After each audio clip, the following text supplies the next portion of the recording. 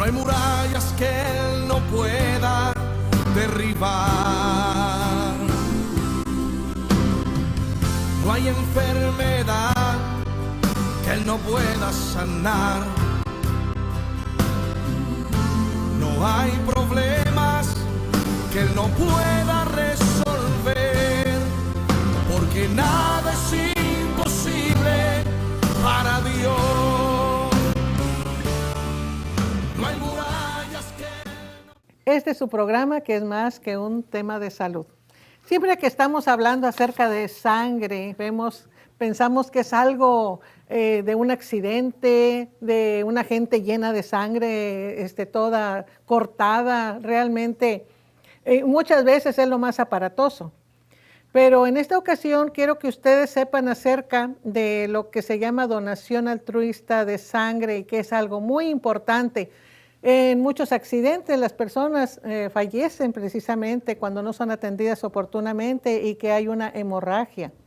Pero tengo el honor de estar invitando a un químico farmacobiólogo que conozco desde que era un adolescente, un hombre de Dios, un gran hijo, esposo, ahora esposo, ¿verdad? Gracias. Y un gran profesionista, Josué Morón, el químico Josué Morón Pugliese. Hola. Lo queremos mucho, lo apreciamos mucho, amigo de mis hijas, y realmente te agradezco, Josué. Gracias a usted, porque doctora. sé que vas a darnos una interpretación muy buena de lo que es la sangre. Comienza, por favor, diciéndonos, acláranos qué es la sangre. Bueno, pues agradeciendo la invitación, doctora, y el afecto, como siempre, entrañable, ¿verdad?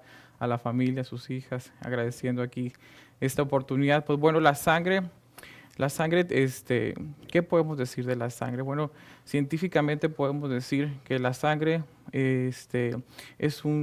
anteriormente se decía que era un líquido, ¿verdad? Así se conocía, o un órgano. Pero conforme se ha ido estableciendo mejores principios y mejores adecuaciones a ese término, nos hemos dado cuenta que, bueno, en nuestro cuerpo existen muchas células, ¿verdad? Células que a su instancia componen tejidos, los tejidos que componen órganos y los órganos que componen un sistema. En el caso de la sangre, cae dentro del establecimiento de tejido, ¿verdad? Un tejido de importancia en el cual es parte de nuestro cuerpo.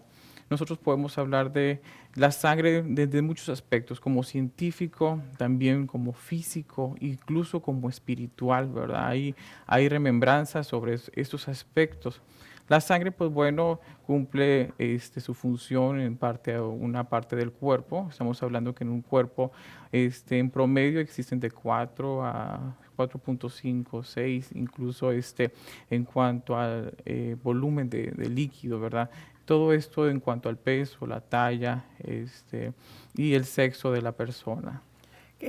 Precisamente este volumen que nosotros estamos viendo es el que en un momento dado, que represente menos del 10% del peso corporal, pero que es necesario. Y si perdemos una gran parte de esa sangre, entonces vienen graves problemas. Así es. Aunque si en un momento dado hay un fallecimiento por pérdida de sangre, bueno, pues lamentablemente, pero también cuando quedan órganos muy dañados por la pérdida de esto, ¿verdad? Uh-huh. ¿Cuáles serían las funciones, aparte de irrigar todo esto, pero unas funciones que nos digas tú, nos hables acerca de la sangre, por favor? Claro, mira, básicamente, doctora, pues la función de la sangre sin duda es el transporte de nutrientes. Nosotros, bueno, desde el área médica siempre existe una perspectiva, ¿verdad? En caso de nosotros, siempre digo, los ratoncitos de laboratorio, ¿verdad? De los químicos, tenemos establecidos muy bien que existe en la sangre, podemos decir dos fórmulas, la fórmula roja, la fórmula blanca, ¿verdad? La fórmula roja, que es aquella que es el eritrocito, la célula como tal, hemoglobina, hematocrito. El transporte de nutrientes es básico en la sangre, pero también uno de los aspectos de importancia dentro de este tejido es la adecuación de las células blancas. Nosotros conocemos esto normalmente como aquella parte del sistema que en primera instancia es el defensor de nuestro cuerpo, lo que llamamos nosotros leucocitos, macrófagos, linfocitos, etcétera. Entonces, sin duda, la importancia de la sangre radica en el transporte de nutrientes y en la parte defensora del sistema humano. La sangre no está tiene una vida media, Tiene una por vida así, media, ¿verdad? exactamente. En el caso de nosotros, por ejemplo, la maquinita que prácticamente está constantemente produciendo nuevas células es la médula ósea. Podemos ejemplificar en el caso de los coches, ¿no? En el caso de los coches, Sí. cuando llega un punto en el cual el aceite ya no es óptimo para su funcionamiento, debe ser reemplazado. En el caso del sistema humano, Dios estableció tan sabiamente a la médula ósea, que es un tejido esponjoso que se encuentra dentro de nuestros huesos, esa capacidad de reproducción celular constantemente, doctora. Casi podemos decir que a diario nosotros tenemos nuevas células, de ahí la importancia de este tejido. De que nosotros cuidemos precisamente de que, o estemos a la expectativa de cuánto nos cuidemos con los Así es. antioxidantes, de no dañar más esas células, que puedan vivir un poquito más, que se puedan oxidar un poquito más. Muy importante eso. Pero desde cuándo, fíjate que la mayoría de la gente sabe, si le preguntas, ¿tú qué tipo de sangre eres? Ujú. Y la mayoría de las personas saben, Ajá. ¿verdad? Pero cuéntanos más o menos de dónde conocemos nosotros eso, la importancia de saber su tipo sanguíneo, Ujú. porque en un accidente y si vamos a cruzar sangres o algo para saber qué ponerle rápido de volumen a la persona, si qué tipo de sangre es, pues soy, no sé, No entonces sé. ahí el problema. Claro, básicamente en el caso de la sangre, pues podemos hablar también de sus componentes, ¿verdad? Es importante. En el caso de grupos sanguíneos, pues bueno, establecemos 4 básicos. En el caso de la sangre, sin duda hay que mencionar, doctora, que existe también lo que es el componente de la sangre. Una vez, por ejemplo, en el caso de nosotros, vamos al laboratorio, nos toman muestra y muchas veces al centrifugar al tubo en donde se está sedimentando el paquete globular, vemos otro color amarillento. Ahí existe lo que es el plasma y la plaqueta inmiscuidos Ajá. dentro de ese paquete globular. Entonces, en esas proporciones que nosotros vemos el eritrocito, el plasma y la plaqueta, tenemos nosotros unos antígenos, ¿verdad? Antígenos en la capa superior Ajá. del eritrocito y algunos anticuerpos en el caso de la plaqueta y en el plasma. Eso sin duda es importante. En el caso de mencionar, bueno, existen 4 grupos sanguíneos, ¿verdad? El A, el B, en el caso AB y el O positivo o el O negativo. Pero bueno, aquí es importante que cuando tengamos la oportunidad de un estudio rápido, tengamos la facultad de saber cuál es el grupo sanguíneo para en una emergencia. Sin duda hay un estudio previo, ¿verdad? Para confirmar, pero como cultura es importante nosotros tenerla. Ahora, ¿hay diferencia de clase entre la realeza y nosotros plebeyos? Claro que sí. Anteriormente, si nos vamos un poquito a lo que es la historia de la sangre, anteriormente en la nobleza, en aquellos tiempos, se decía que la nobleza o la realeza más bien tenía la sangre de color azul o verdoso, pero en este caso, por eso muchas veces tomamos de broma que yo soy de color, Ajá, la sangre sí. de color azul, ¿no? Bueno, prácticamente ese es un mito que hasta cierto punto se ha ido esclareciendo, diluyendo a cuestión de la vida, pero sí, anteriormente, en el caso de la nobleza, bueno, eran aquellos que tenían la propiedad o la capacidad de estar mandando desde áreas cerradas, en este caso castillos, en el caso de sus aposentos, y a los que mandaban a trabajar pues era el esclavo, ¿no? Y de ahí que su exposición al sol prácticamente oscurecía su sangre. Y pues en el caso de la nobleza, ellos con su sangre, digo, con su piel muy bien, no expuesta al sol con tanta claridad, pues bueno, en sus venas se notaba esa coloración azul. Ah, y Esa por co- eso, por eso viene ese mito tan de escondido la de la sangre azul. realeza, pero realmente nuestra sangre es unicolor, ¿verdad? En el caso color Sí. rojo, por la oxigenación de la sangre. La mayoría, bueno, lo bueno es eso de lo rojo. Así es. Pero ¿verdad que también se han hecho pactos, por ejemplo, en los gitanos? Así es. Parte de la historia, como mencionábamos al inicio, es muy interesante porque la sangre, a pesar de ser científicamente necesaria, pues bueno, existen mitos, existen tantas cosas que como menciona usted, en la área de los gitanos, en los hebreos, existe un gran significado. Realmente se le contempla sin duda, yo creo que dentro de nuestro sistema humano, una de las partes que son libres de microorganismos. Esto identifica al parte de la sangre como pureza, ¿verdad? Y en el caso de las culturas anteriores y en el caso de los ancestros, una de las cosas básicas que se mencionaba en cuanto a la sangre era ese pacto, una necesidad de pacto. ¿El pacto qué era, doctora? Pues el pacto era simplemente un común acuerdo, una forma establecida en el cual podían quedar establecidos ciertos puntos. Antes no había aquello de notariar, ir y Ajá, notariar, sí. no había prácticamente lo que era la palabra, tenía mucho valor. Pero si acentuábamos esto mediante la sangre de por medio, el horizonte y la significancia era mucho más notable a la forma de acordar un punto. Y en este caso debía haber un común acuerdo entre ambos. Incluso, doctora, existe el pacto de sangre. ¿Verdad? Esta información, aquel pacto de sangre es donde notablemente se extraía parte de la sangre de una persona y de otro y se unía en forma Simbólica, sí. simbólica estos grandes acuerdos. Sí. ¿Y desde cuándo o cómo empezamos nosotros a saber que podemos recibir la sangre de otra persona? Bueno, aunque aquí un pequeño paréntesis, hay algunas religiones que prohíben Ajá, que puedan ponerse sangre de exacto. otra persona. Pero bueno, viendo nosotros como médicos y como químicos que sabemos los beneficios de una transfusión ante una persona que está muy enferma, más o menos, platícanos así brevemente de lo de las transfusiones. Claro, existe lo que mencionábamos al inicio, la tipificación de la sangre. Esto pues viene desde ya una historia, ¿verdad? Alrededor, si mencionamos de los 1900, sin duda acerca de las transfusiones que mencionábamos anteriormente, bueno, ya existe una historia, ¿verdad? De los 1600 ya existía algo del revuelo de información de esto, doctora. Por ejemplo, en el caso de 1665 ya se había hecho un descubrimiento acerca de la primera transfusión sanguínea. Ya en el caso, por ejemplo, de los 1900, en el caso de Karl Landstein, él fue uno de los pioneros en cuanto al establecimiento e identificación de los grupos sanguíneos. El grupo sanguíneo, por ejemplo, del A, del B, del O. Anteriormente se decía que había él descubrió como la C, el A, B y el C. Sí. Pero después vinieron amigos en acuerdo como Alfred de Cansen o Adrian Sturley que confirmaron que bueno, existía un cuarto grupo, en este caso el B, y el quinto grupo AB, ¿verdad? AB, sí. Y precisamente es el de los más, pues no raros, sino más escasos de encontrarse, Más ¿verdad? escasos de encontrarse, doctora, porque sin duda nosotros podemos establecer que en este caso la transfusión de sangre desde entonces era importante. Se inicia la transfusión de sangre, por ejemplo, de animal a animal. ¿Verdad? Eso fue una de las Sí. partes iniciales. Primero se inició la transfusión de sangre con un animal y luego a otro animal. Y luego de un animal a un hombre, ¿verdad?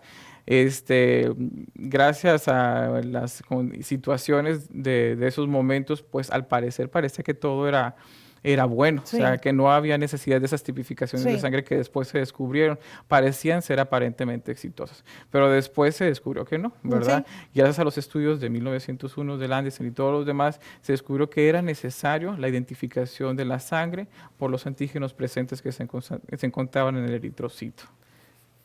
Ahora es muy importante analizar, no solo tipificar la sangre, por la situación de algunas enfermedades graves Así es. que hemos visto ya de los 50 para acá. Te fijas que la primer causa que se acusó a la sangre es precisamente cuando tras una transfusión de sangre y presentó una persona, me acuerdo mucho que decíamos en Nueva Orleans, VIH. El VIH. El VIH. Sin duda. Nosotros, por ejemplo, en México existen antecedentes, por ejemplo, si no nos equivocamos, en 1925 con el doctor Abraham Ayala, ¿verdad? Él fue uno de los pioneros en la transfusión de sangre. Después, en 1942, se establece ya una cierta necesidad de tener un banco de sangre. Un banco de sangre, por lo general, está, ahorita vamos, bueno, durante la plática iremos viendo actualizaciones, pero normalmente se encontraba dentro del laboratorio. ¿Esto para qué? Para esos diferentes tipos de sangre poder buscar una compatibilidad.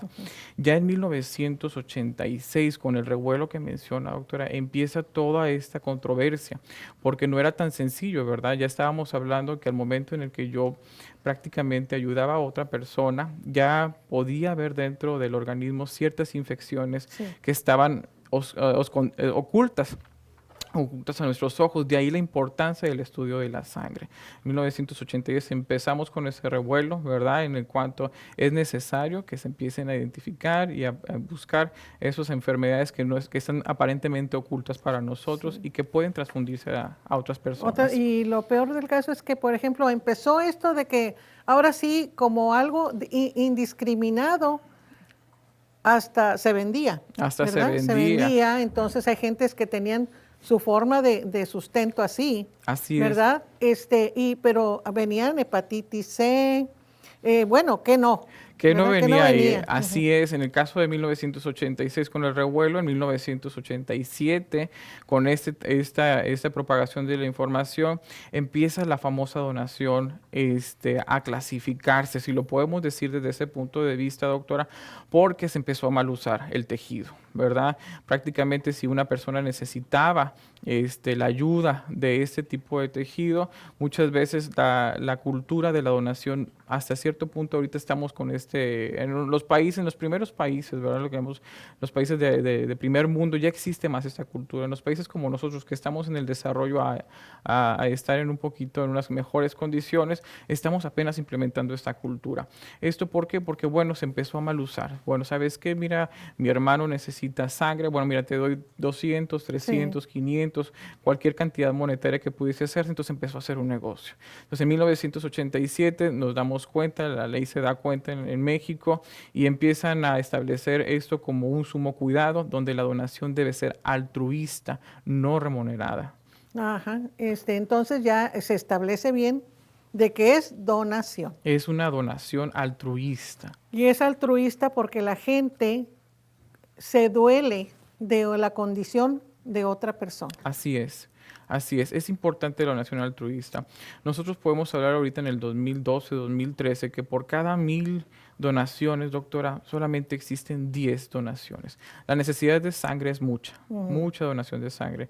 Necesitamos en nuestros hospitales, hay muchas enfermedades las cuales necesitan.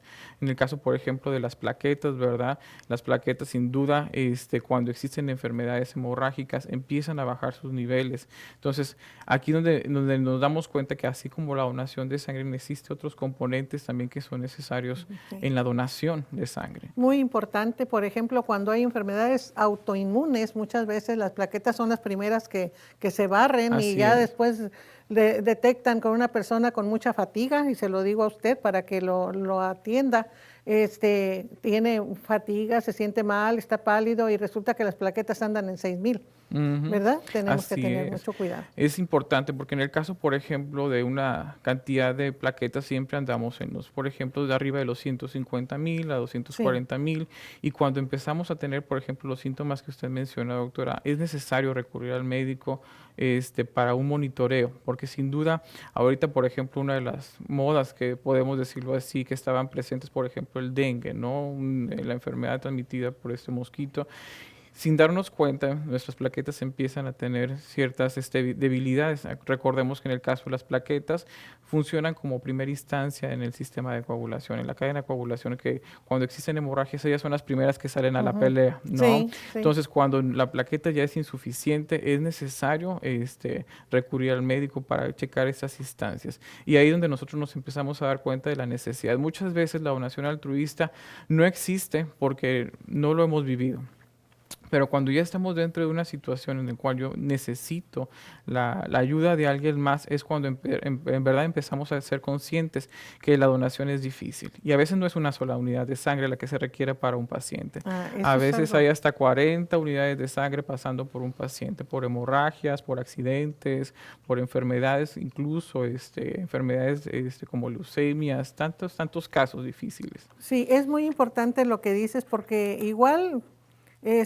ahorita con el cáncer, ¿verdad? Y muchas veces es precisamente en la médula. En la médula. ¿Verdad? En la médula donde viene ese gran problema. Así es. Y si estamos esperando que se active y resulta que la médula está dañada y nos vamos a ver las plaquetas están bajas y entonces la persona realmente tiene bastante problema, ¿verdad? Muchos problemas. Y luego vemos, por ejemplo, en un caso de dengue, donde estamos viendo de que tienen 25,000, tienen 40,000, y estamos, ¿verdad? El personal médico y químico, ¿verdad? Así es. Que por favor suban, y ya nada más empezando a subir las plaquetas, entonces decimos como que estamos teniendo un respiro, ¿verdad? Ujú. Pero como dices tú, ¿cuánta necesidad hay de que la gente se concientice, de que la gente vea que requiere dar?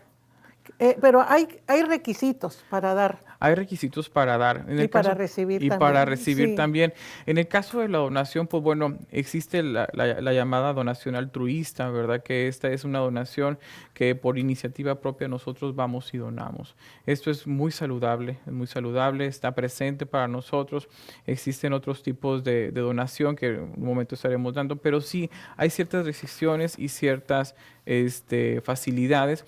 En el caso, por ejemplo, de 1993, hablábamos en el caso de la iniciativa privada, en el caso de la Cruz Roja y establecimientos de salud, la necesidad de tener esos lineamientos bien establecidos. Y de esta forma se recurrió a la creación de una norma, ¿verdad? Las normas oficiales en México, que incluso, bueno, existe en la OPS, en la OMS, el apoyo para el establecimiento de normatividades y requerimientos que se necesitan para poder tener puntos en el cual nosotros podamos tener la seguridad hasta cierto punto de que la donación, así como una donación de órgano de este tipo de tejidos, estén rigurosamente establecidos. En el año de 2012, acabamos de pasar este año, se abre una nueva normatividad, la norma 253, que sustituye la 003, doctora, con muchos mayores requerimientos. Antes podíamos hablar, por ejemplo, si lo aventamos una moneda al aire, de 100 puntos. En el caso de la nueva normatividad ya son 300, 400, 500 puntos los que establecen para poder tener la garantía de transfundir una sangre mucho más segura, ¿verdad? Una sangre, podemos decir, analizada, ¿verdad? Sí. Porque antes eso no existía. Por Ajá, ejemplo, claro. ahorita que hablábamos, no se analizaba la Ajá, sangre, no. doctora. Nada más, imagínense, nada más se realizaba el VIH, por ejemplo. Sí, no. Ahorita... Pruebas cruzadas. Ahorita pruebas Nada cruzadas, más. de base lo que se le hace a una unidad de sangre, Ujú. bueno, es hepatitis B, hepatitis C, VIH, treponemas como el sífilis, como en el caso de la brucela, sin duda el grupo sanguíneo. La tecnología, gracias a Dios, es favorecedora para nosotros también. Antes hacíamos un grupo sanguíneo por medio de una plaquita, hoy ya tenemos tarjetas de gel, sistemas digitales que nos ayudan a tener un requerimiento, una restricción más adecuada para la transfusión de sangre. Fíjate qué importante es que la gente pueda donar sangre, y yo quiero que amplíes mucho más en esto. Yo creo que vamos a tener un segundo segmento porque quiero que concienticemos entre tú y yo a la gente de que si tiene las características que necesita para donar, Ujú. también para recibir, como dices tú, Claro. ¿verdad? Pero mira, hemos visto mucha gente que ha recibido sangre y por el momento se salva su vida, Así pero es. después tiene una enfermedad grave. ¿De dónde agarré yo VIH? Así ¿De es. dónde la tomé? Ujú. Pues es que allá, y no viene nada más inmediatamente, puede ser recesivo, algo Así es. recesivo. Y fíjate que hay un ingeniero que en las carreteras usted ha visto de repente entre 1 kilómetro y otros kilómetros un teléfono. Este fue ideado de un accidente que sufrió el hijo de un ingeniero. Y de algo malo va a salir algo bueno. Resulta que su hijo sufrió un accidente y no estaba en un lugar despoblado y no pudo avisar a nadie que estaba teniendo desangrándose, por lo tanto falleció.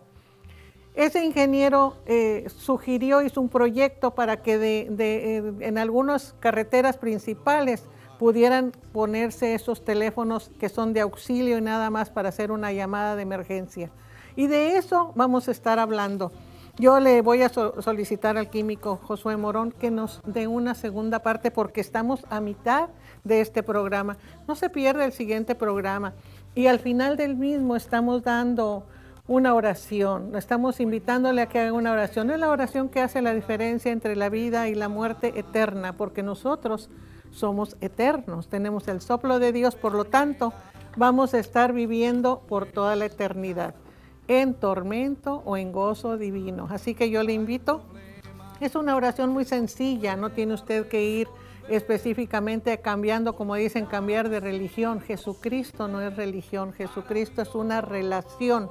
Y usted conocerá a través del Espíritu Santo y Él le estará diciendo que haga esa oración con la que va a cambiar su vida. Llame a su familia para que la haga y no se apene, porque si nosotros nos avergonzamos de Jesús, Él se avergonzará de nosotros en el momento que nos presentemos delante de Él. Es una oración pequeña, sencilla, donde se le dice que Él es nuestro Señor y nuestro Salvador. Y dice la palabra de Dios, dice que toda rodilla se doblará y toda lengua confesará que Jesús es Señor. Y yo le invito a que sea en vida cuando usted lo haga. Y si ve una persona que está enfermita, necesitando sangre, vaya usted a donar sangre, porque esto es un tema que estamos diciendo precioso, es un tema que ha manejado el químico Morón en forma majestuosa. Entonces, vamos a esperar y vamos a estar en otro programa que es más que un tema de salud. Síganos en este programa que se llama Donación Altruista de Sangre. Dios le bendiga. Espero que el programa de hoy haya sido de gran interés para usted y le haya ayudado a tomar buenas decisiones para que acuda con oportunidad a su médico. No deje pasar algunos síntomas. Es nuestra intención hacerle ver con oportunidad que acuda usted antes de tener complicaciones. Y he tratado de traerle a los expertos que nos van a hablar de un tema muy interesante. Pero lo más interesante es que usted haga una oración para recibir a Jesucristo en su corazón. La palabra dice que más a todos los que le recibieron les dio potestad de ser hechos hijos de Dios. ¿Y cómo nos hacemos hijos de Dios? Diciendo solamente: Padre Celestial, perdona mis pecados, límpiame de toda maldad, dame vida eterna, te confieso, Jesucristo, como Señor y Salvador. Y desde este día te entrego mi vida, entra a mi corazón. Amén. Si la hizo, es usted bienvenido a la familia de Dios. Y Dios le bendiga.